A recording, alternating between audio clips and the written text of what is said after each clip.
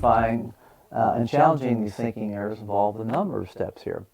Often there's little or no evidence supporting these thoughts and beliefs, and we're going to become detectives in finding that evidence for or against that thought being based in reality. Well, you got to slow down your thinking, like rewinding a tape. If you can think about tape players, a VHS or whatever, we don't have those much anymore. But kind of rewind the tape. Let's go back and look at that situation and see what happened. That's what they do in athletics, right? In the NFL. Let's go back and look at that play. Let's see if that ball was dropped or not. Write down the next thing to do to get concrete and start working on these skills is to write down the thought, the self-talk as best you can, making it a full sentence. Flesh that thought out. You've got to stop that thought and identify it before you can begin to challenge it. Then we write down the facts that support the thought. And I'll show you an example here in a minute. And then we write down the facts that don't support or fail to support and refute the thought. And then with that, after we've done that little kind of courtroom investigation and looked at the evidence for and against, we try to come up with an alternative thought that's more based upon reality, more based upon what actually happened without all the interpretation that was caused by the distorted thinking. And then we look for evidence of these thinking errors, distorted thinking in your thought. Again, I gave you some examples of the different kind of distorted thinking traps we fall into. Becoming aware of those in the thoughts when we're writing those down so we can begin to challenge those.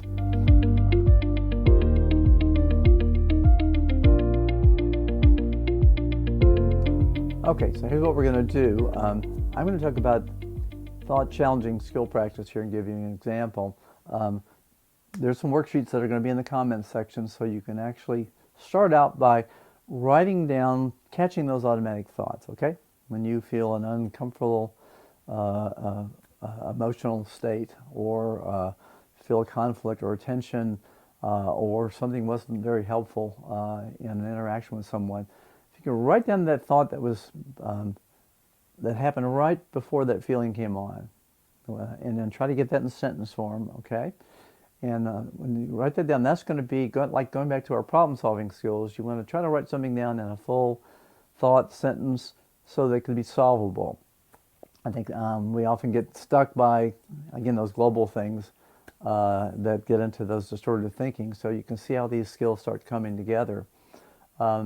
So you'll see a couple of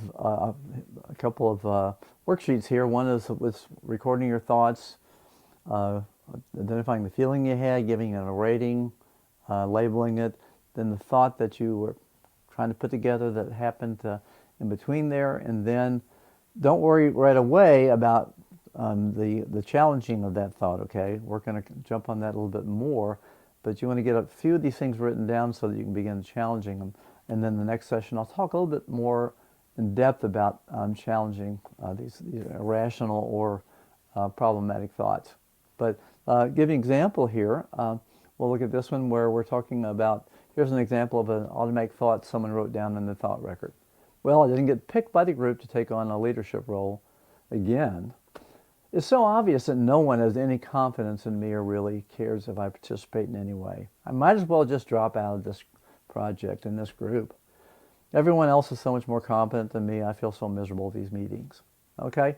Now, that person did a good job at really seeing a number of kind of connected thoughts that they put together and wrote them down in their thought record.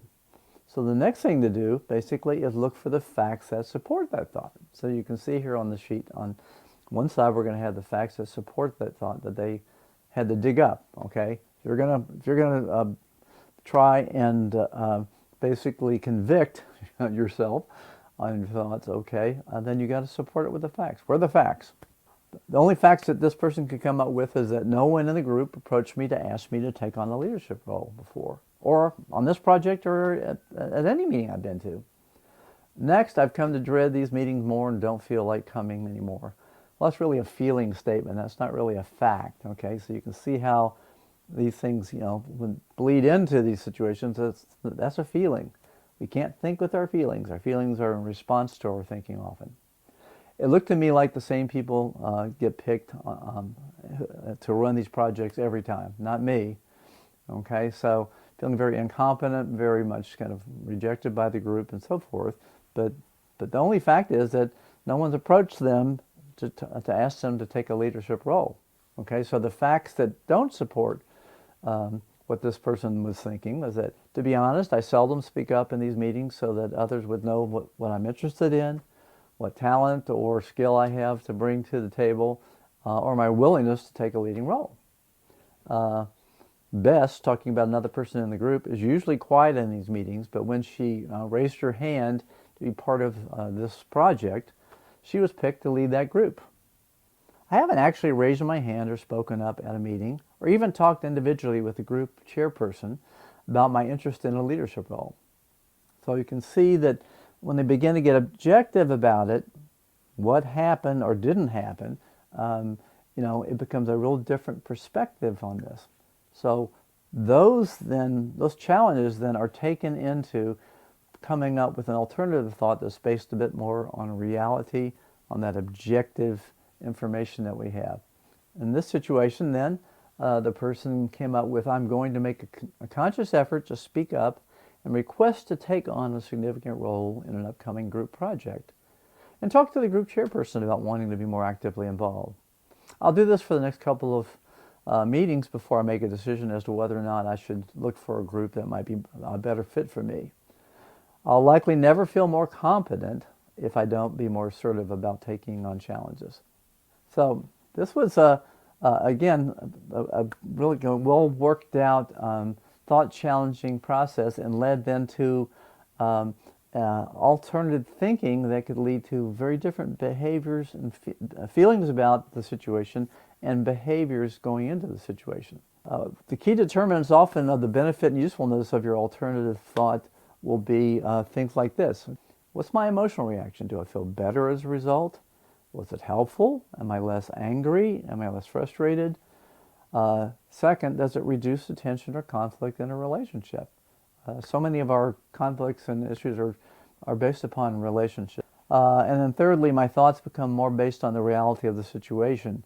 In other words, the facts rather than just my thoughts and my distorted thinking, and relying on feelings or emotions. So often I think we get in that trap that we reason with our emotions. We think because I feel that way, that it must be true. Work on some worksheets.